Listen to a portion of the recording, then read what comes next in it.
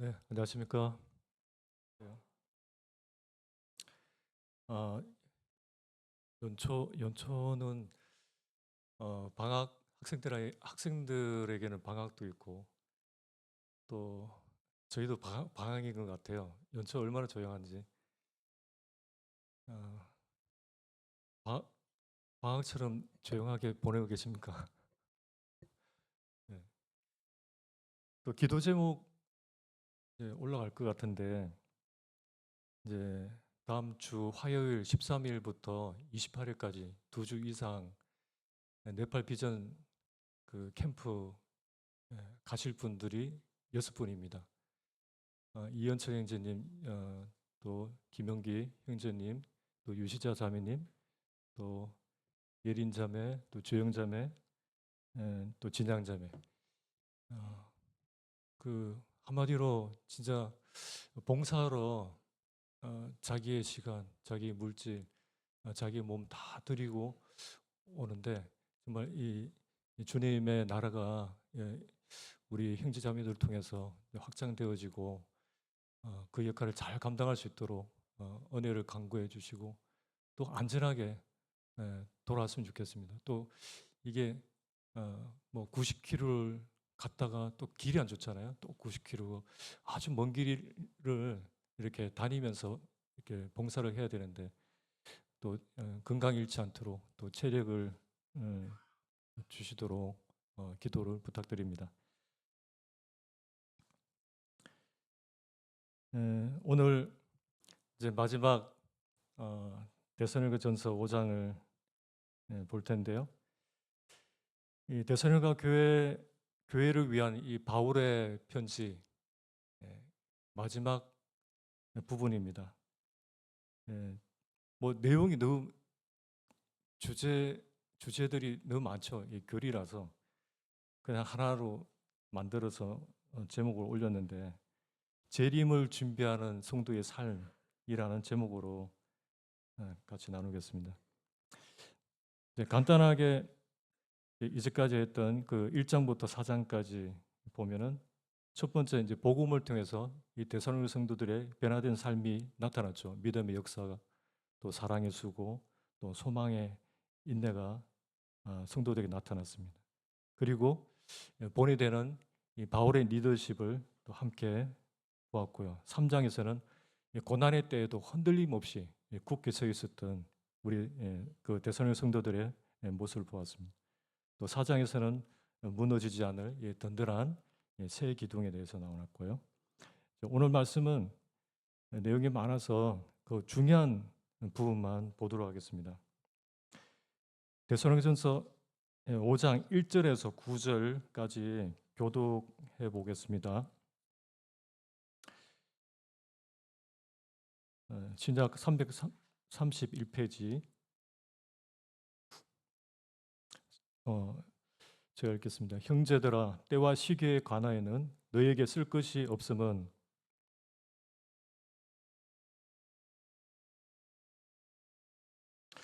그들이 평안하다 안전하다 할 그때에 임신한 여자에게 해산의 고통이 이름같이 멸망이 갑자기 그들에게 이르리니 결코 피하지 못하리라.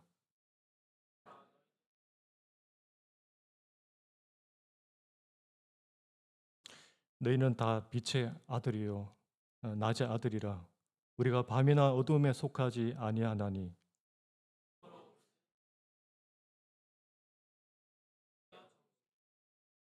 자는 자들은 밤에 자고 취하는 자들은 밤에 취하되.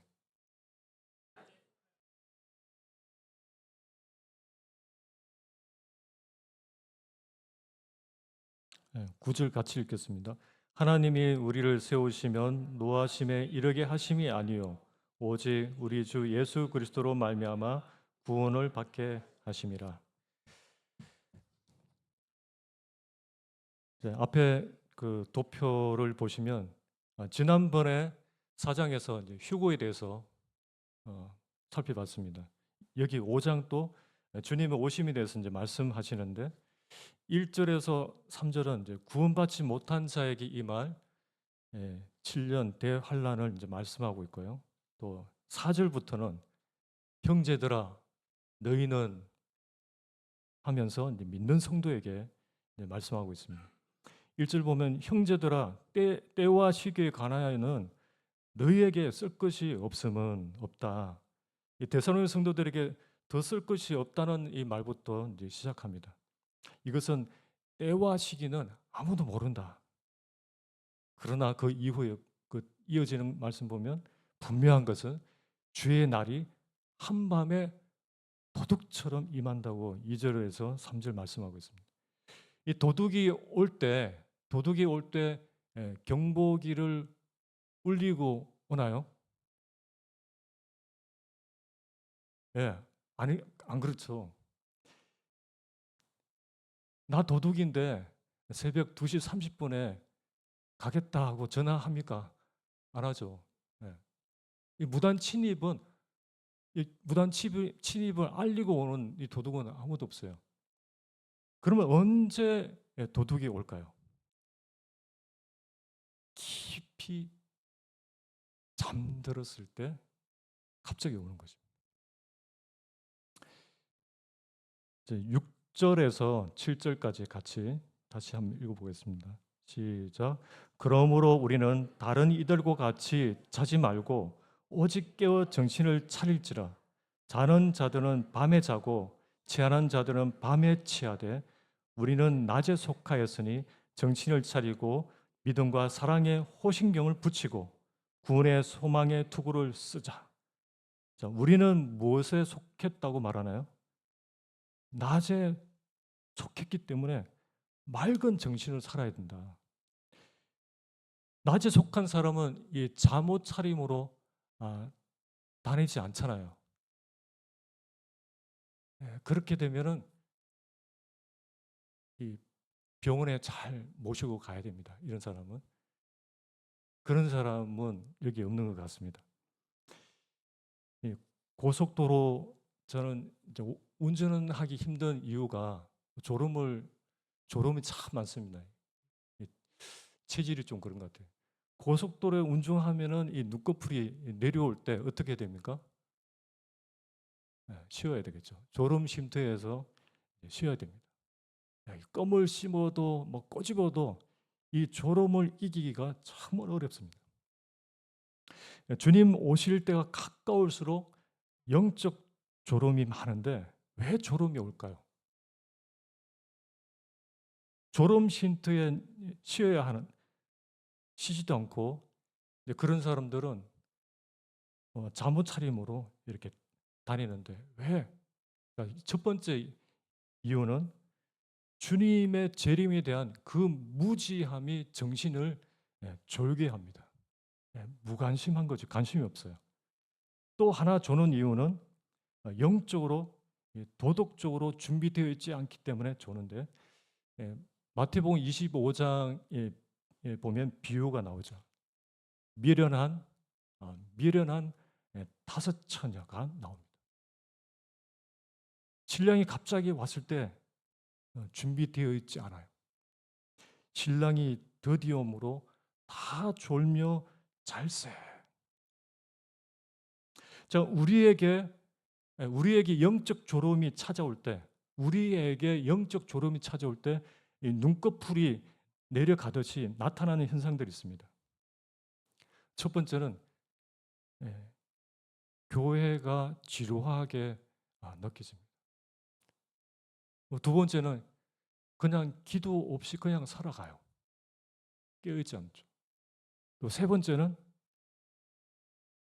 영적인 일, 주님의 일에 대해서 관심이 없어요. 이제 교회는 다니긴 다니는데 별 관심이 없어요. 그래서 이 바울은 그것을 해결하기 위해서 8절에 이제 해결 방안을 이제 말씀하고 있죠. 새 번역으로 된 것으로 이제 읽어보겠습니다. 8절.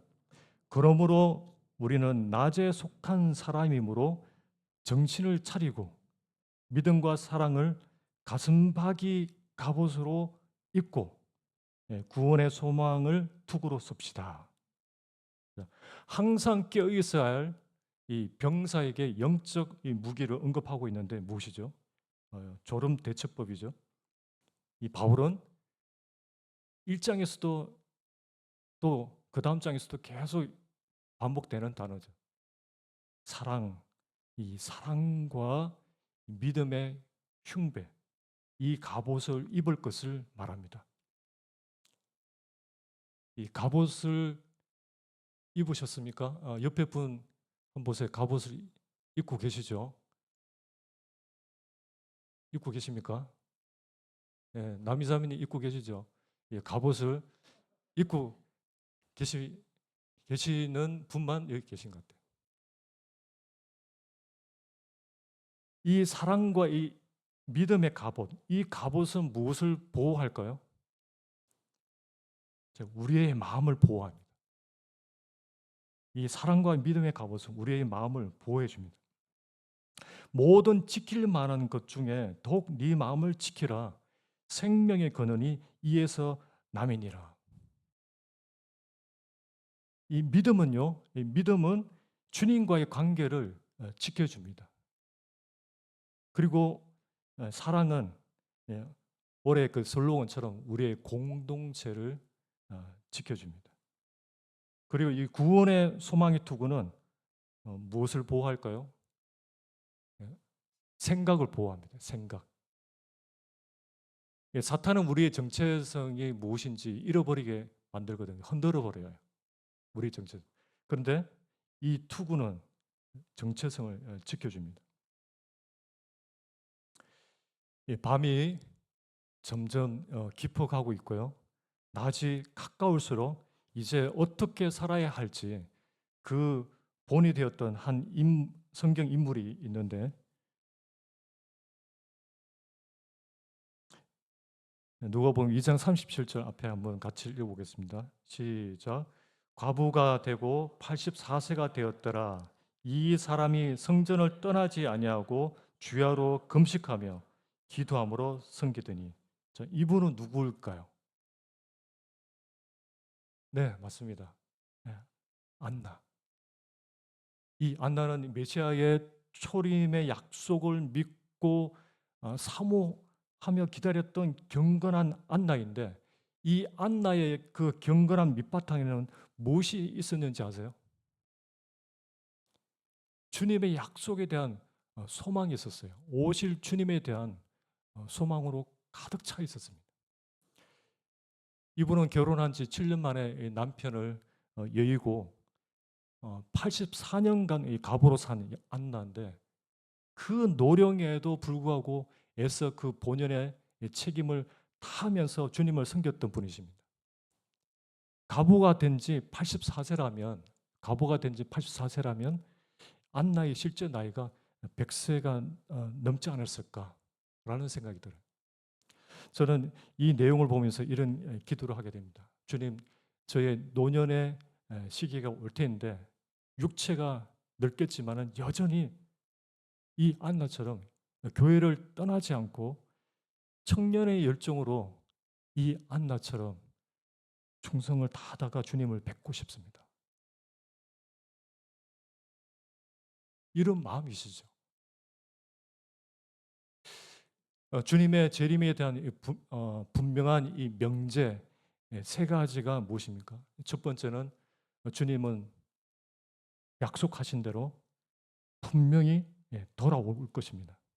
두 번째, 우리는 그분이 언제 오실지 결코 알지 못합니다. 세 번째, 그러므로 항상 그분을 맞을 준비를 해야 된다는 거죠. 그분을 맞이하기 위해서 낮에 속한 자로서 어떻게 해야 되죠? 늘 깨어 있어야 됩니다.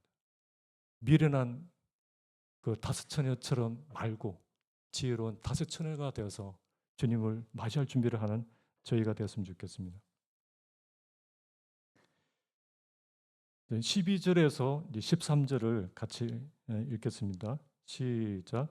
형제들아 우리가 너에게 구하노니 너희 가운데서 수고하고 주 안에서 너희를 다스리며 권하는 자들을 너희가 알고 그들의 역사로 말미암아 사랑 안에서 가장 귀히 여기며 너희끼리 화목하라.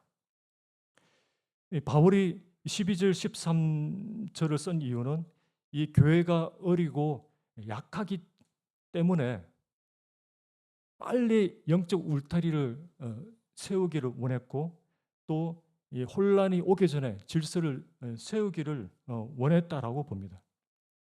여기 교회 인도자들에 대한 태도인데, 잠시 이 단어에 대해서 살펴보면 장로는 영적인 성숙을 의미합니다. 감독은 위임된 영적인 권위를 말하고요.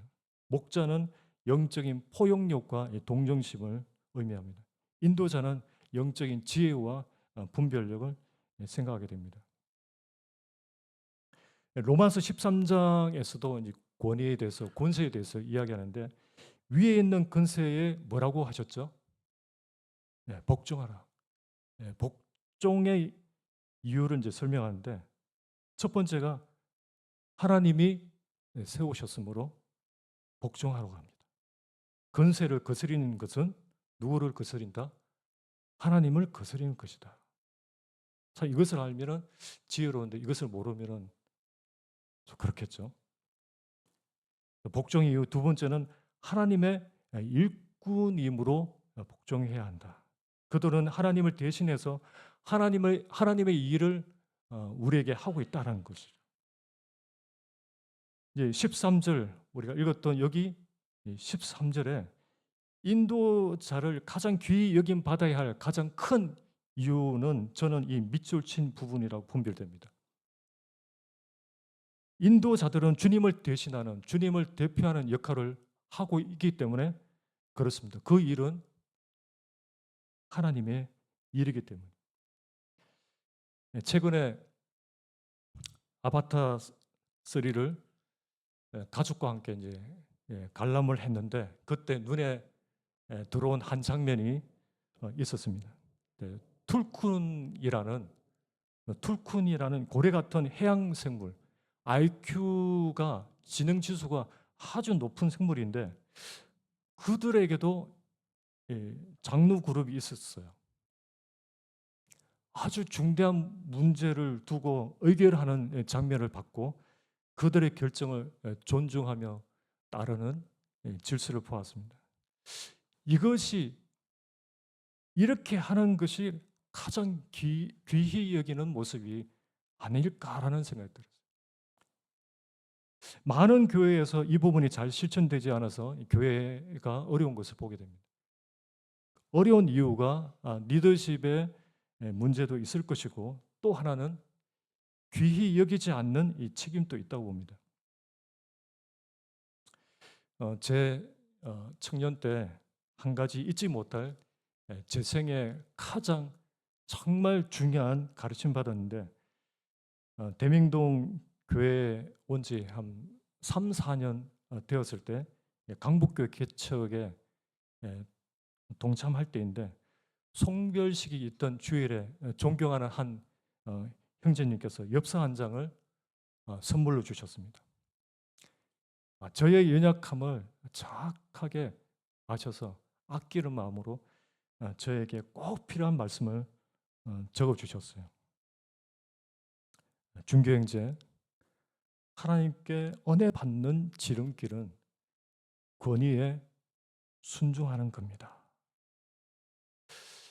그것을 이렇게 읽으면서 머리로는 이해가 됐어요. 그렇죠. 그런데 그것이 그렇게 중요한지 몰랐어요. 한참을 지나고 난 뒤에 정말 아주 뒤늦게 이제 깨달았죠. 형제님 말씀이 맞구나. 권위를 존중하는 것, 인도자에게 순종하는 것, 은혜 받는 길이구나. 사람들에게, 이것은 사람들에게 사랑받을 뿐만 아니라 하나님께 축복받는 지름길이라 확신합니다. 하나님께 쓰임받는, 균형 있게 잘 성장할 수 있는 최선의 길이라고 봅니다. 그런데 저는 많은 실패 후에 이것을 이제 깨달았는데, 이것을 깨달을 수 있는 지혜가 참 우리에게 있기를 정말 기도합니다. 베드로전서 여기 앞에 베드로전서 5장인데요. 5절 6절을 이렇게 연구해 보면 제가 드린 말씀이 100% 이해가 됩니다. 자, 5절 6절 같이 한번 읽어보겠습니다. 시작.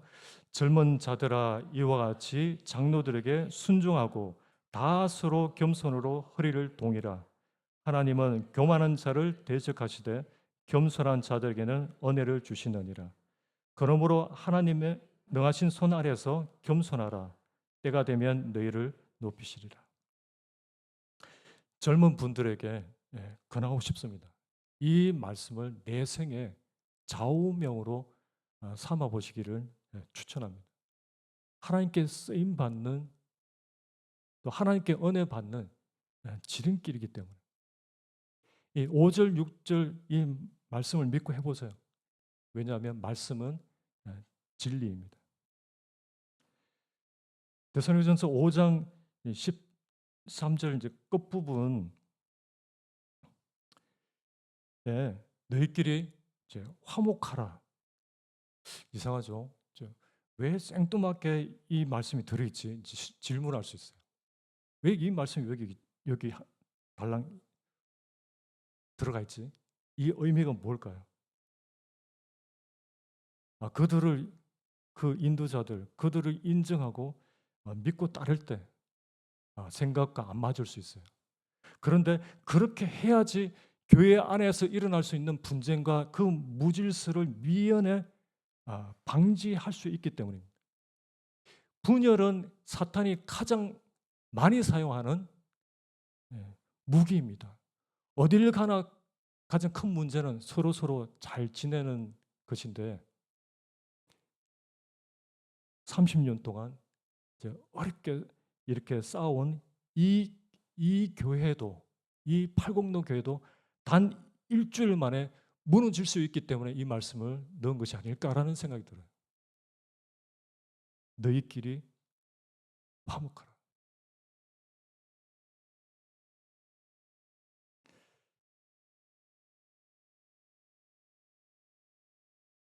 네, 세 번째, 항상 기뻐하며 분별하는 삶. 16절, 17절, 18절이 다이아몬드 교훈이라고 하는데요. 다이아몬드 교훈. 첫 번째, 항상 기뻐하라. 어떤 분이 당신이 그리스도인이 되었다는 표시가 무엇입니까? 라고 물으면 뭐라고 대답하시겠습니까? 주원 형제 뭐라고 대답하시겠습니까? 앞에 힌트 있죠. 기뻐라. 기쁨, 행복, 맞죠? 기쁨. 자, 기쁨. 이제 기쁨은 신앙의 얼굴입니다. 그 사람의 얼굴을 보면 저는 그래요. 전화 통화를 하면서도 그렇고 사람을 만나면서도 그렇고 그 사람의 얼굴을 보면 저분 혹시 그리스도인이 아닌가라고 생각해요. 근데 저 사람의 얼굴이 항상 어둡고 근심, 걱정 가득 차 있으면 그렇게 생각할 수가 없어요.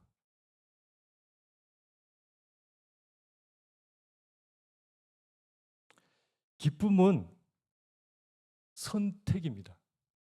그런데 이 불평은 습관이라고 말합니다. 제 생각에 기쁨보다도 전염성이 강한 것은 없는 것 같아요. 기쁨보다도 세상 사람들에게 더 매력적으로 보일 수 있는 것은 어디에 있을까라는 생각이 들어요. 기쁨. 어떤 사람이 테레사 수녀에게 인도의 그 더러운 거리와 그 좁은 뒷골목에서 이 테레사 수녀와 함께 일하고 싶은 그 사람이 꼭 갖춰야 될 것이 무엇이냐고 물었을 때 이 테레사 수녀는 주저없이 이 두 가지를 말했습니다. 열심히 일하려는 열정. 그리고 또 하나는 무엇일까요? 기쁨이 넘치는 태도라고 말합니다. 그래서 항상 기뻐하라. 이것이 복음을 전하는 것이죠. 삶을 통해서. 내가 만난 그리스도를 증거하고 있는 것입니다. 하박국 3장에서 하나님의 주권을 믿고 기뻐했던 이 하박국처럼 우리도 이제 고백할 수 있다면 영적으로 성숙한 사람이 아닐까라는 생각이 듭니다. 17절, 18절을 같이 읽겠습니다. 시작. 비록 무화과 나무가 무성하지 못하며 포도나무에 열매가 없으며 감람나무에 소출이 없으며 밭에 먹을 것이 없으며 우리의 양이 없으며 외양간에 소가 없을지라도 나는 여호와로 말미암아 즐거워하며 나의 구원의 하나님으로 말미암아 기뻐하리로다. 여기 기뻐할 수 있는 근거가 있죠. 무엇인가요? 기뻐할 수 있는 근거, 하나님입니다. 하나님. 제 두 번째 다이아몬드 교훈, 쉬지 말고 기도하라. 다이아몬드 교훈은 영적 법칙과 같은데 쉬지 말고라고 되어 있는데 쉬지 말고 기도를 포기하지 않는다는 뜻이라고 여겨집니다.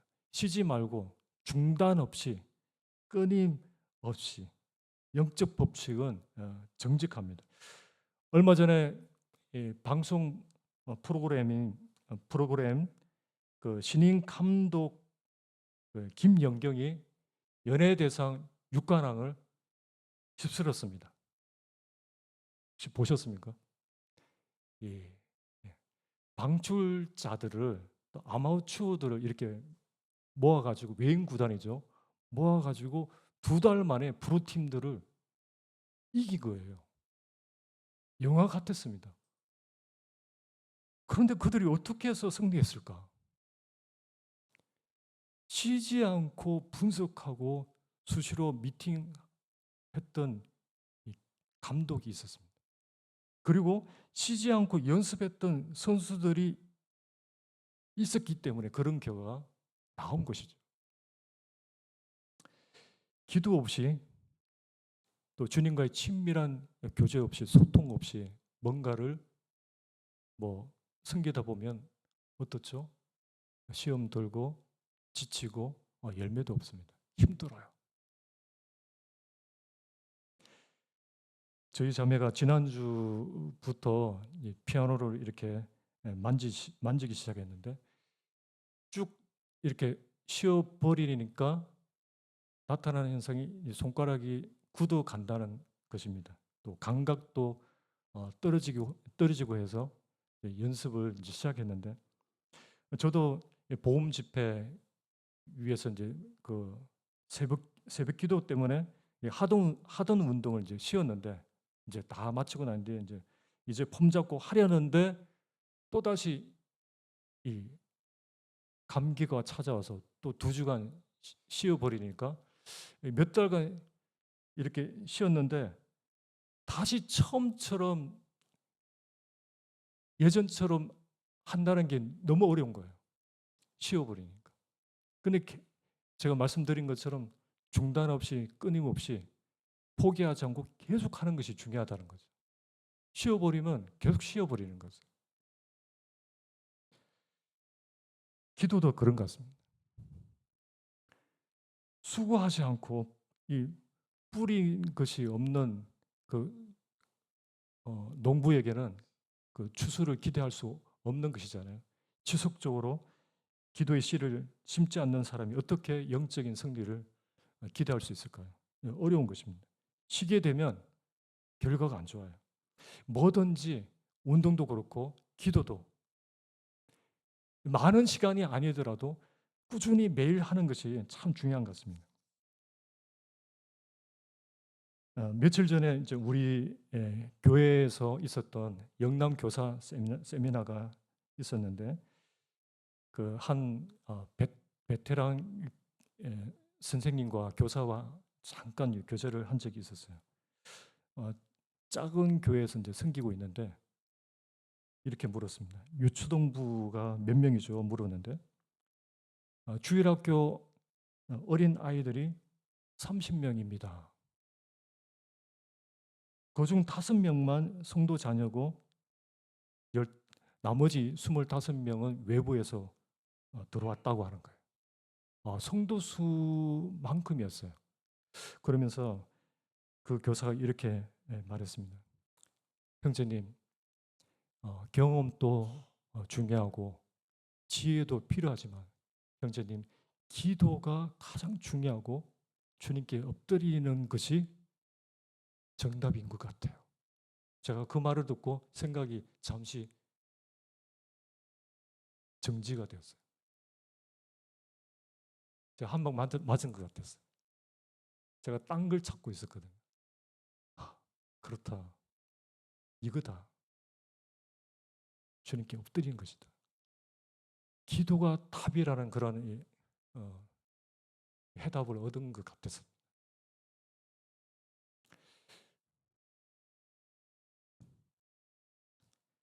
끝으로 다이몬드 교훈 18절을 같이 읽겠습니다. 범사에 감사하라. 시작. 범사에 감사하라. 이것이 그리스도 예수 안에서 너희를 향하신 하나님의 뜻이니라. 자, 우리 주님도 감사의 본연을 보이셨죠. 그리고 이 바울의 서신서들을 보면 이 감사에 대한 언급이 44번이나 나옵니다. 여기 18절에 이 바울은 감사해야 할 모든 일 때문에 감사하라고 하지 않았어요. 때문에. 네, 뭐에 감사하라고 해요? 범사에 감사하라고 말합니다. 그런데 어떻게 범사에 감사할 수 있을까요? 그 해답은 로마서 8장 28절에 있습니다. 범사에 감사할 수 있는 해답이 로마서 8장 28절에 하나님을 사랑하는 자. 네, 같이 한번 찾아보겠습니다. 로마서 8장 28절 같이 읽어보겠습니다.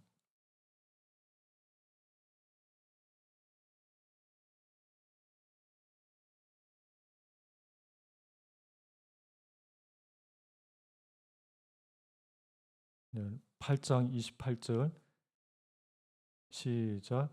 하나님을 사랑하는 자, 곧 그의 뜻대로 부르심을 입은 자들에게는 모든 것이 합력하여 선을 이루느니라. 모든 것이 합력하여 선을 이루느니라. 범사에 감사한다는 것은 하나님을 신뢰한다는 것인데 그분을 믿기 때문에 그분의 선하심을 믿기에 감사할 수 있는 것입니다. 지난 연도 11월에 그 황산교회 김석대 형제님 폐암으로 이제 방사선 치료를 4차례나 하셨습니다. 그런데 그 이후 또 12월에 또다시 간에 암이 발견되셨어요. 그러던 중에 또 팔이 아파서 촬영을 하셨는데 뼈암으로 발견되신 거예요. 그러니까 암이 퍼진 상태라는 거죠. 형제님이 올린 글을 봤습니다. 영남 장로 단톡방에 그 형제님들이 이 소식을 알고 기도를 올리기 시작했습니다. 그리고 맨 마지막에 형제님께서 이렇게 말씀하셨어요. 분명한 것은 하나님께서 기도를 듣고 계시다는 것이며 이 이유로 어떠한 경우에도 하나님께 감사할 뿐입니다. 범사에 감사하라, 모든 일에 감사하라고 그 말씀대로 하셨습니다. 감사는 신앙의 깊이를 말해주는 것 같아요. 신앙의 성숙을 정말 말해주는 것 같습니다. 범사에 감사하라. 모든 일에 감사하라. 이것이 그리스도 예수 안에서 너희를 향하신 하나님의 뜻이니라.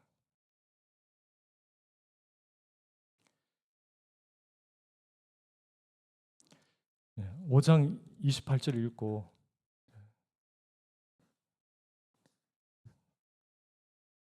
마치겠습니다.